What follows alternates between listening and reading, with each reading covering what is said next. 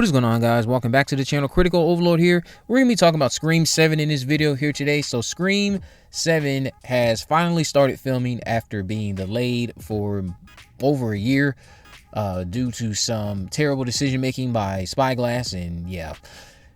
But it started filming yesterday. Kevin Williamson celebrated this over on Instagram. The reputable trades, Deadline, The Hollywood Reporter, some other outlets, Big Screen Leaks, I think, also chimed in to acknowledge the filming that started yesterday out in Georgia, out at Lionsgate Studios, I believe. And Kevin put out this post on Instagram, who we know is the creator of the franchise, who's also directing an entry in the franchise for the very first time since he helped create it and launch it back in '96. He shared this news on Instagram last night to celebrate the filming of Scream 7 beginning. He said, "What an extraordinary day I had working with an amazing and talented cast and crew. They brought their A-game and had my back every step of the way. I'm so very grateful for this opportunity.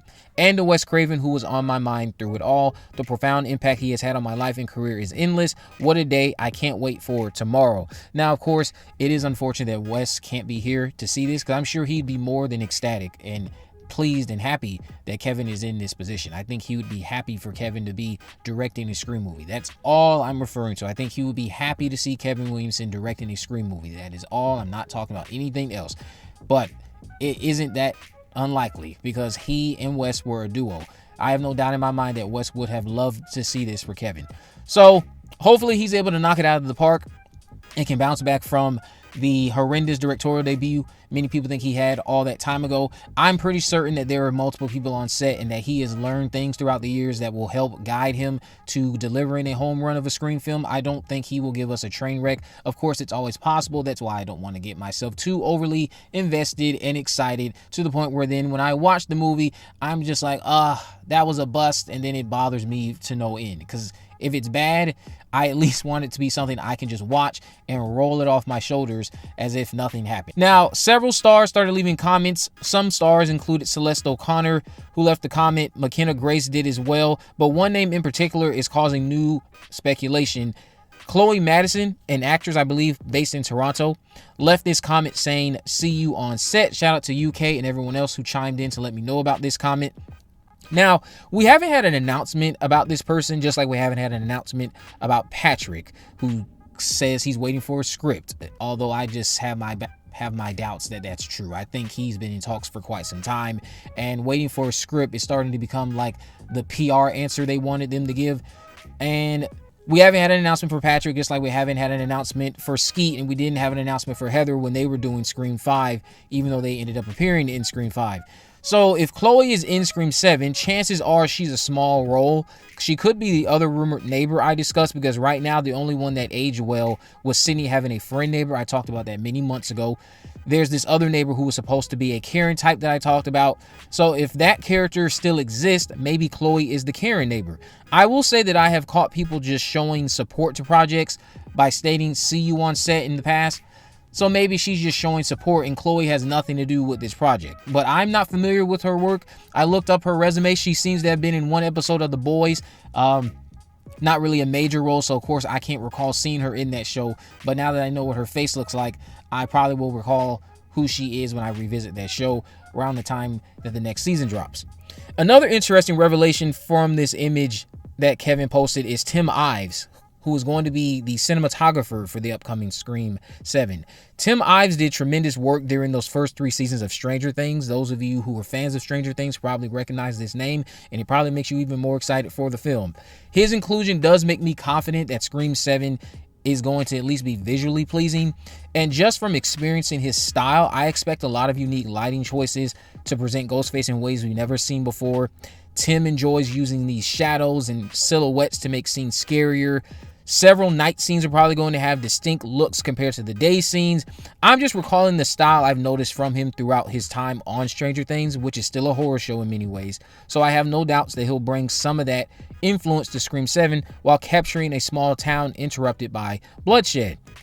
After revisiting Scream 6 this past October, I would like to see Ghostface treated the way we saw them treated during that brilliant subway scene with Mindy. Despite what many will say about the outcome and how it should have gone down at the end of it all, the overall scene and what they were doing there, that was one of the best sequences in the film. And I would like to see Ghostface treated like that, even more so for a longer period of time in future movies, Scream 7 included. We can start it there.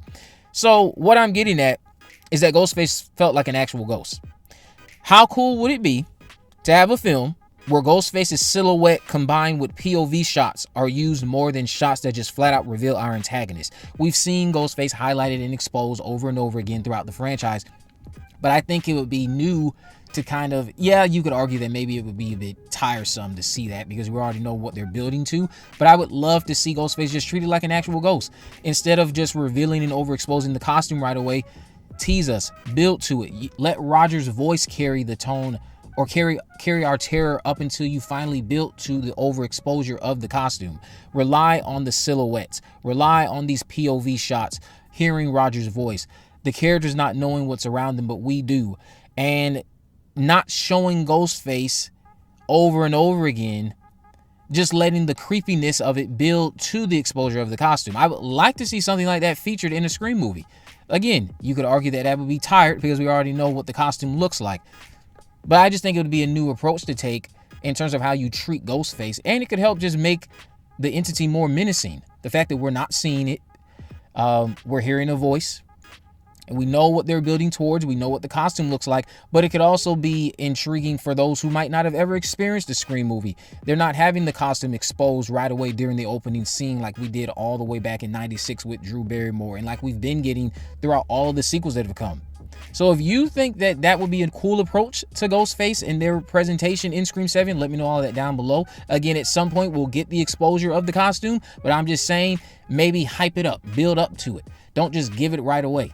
Another interesting thing that stood out to me was the location of the picture Kevin posted. It looks like they're in a bar or some type of restaurant, perhaps. I will say this is pure speculation. Haven't had much evidence delivered to me just yet about this, but it might be coming true as filming progresses, so I just want to throw it out there. During the summer, I was hearing rumblings of a possibility of Sidney Prescott having a business. So now I'm questioning, is this business going to be a bar? Is it going to be a restaurant? That's assuming this is true.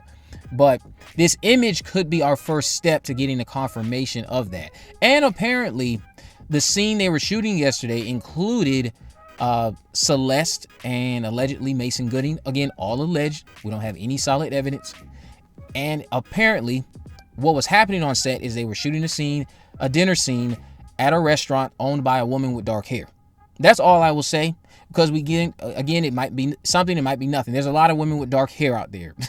But we know that Neve Campbell is going to be leading the film as Sidney Prescott. So perhaps this is our first look at a business that is owned by Sidney Prescott. Again, it could be something, could be nothing. If it's confirmed, fine. If it's not that big of a deal.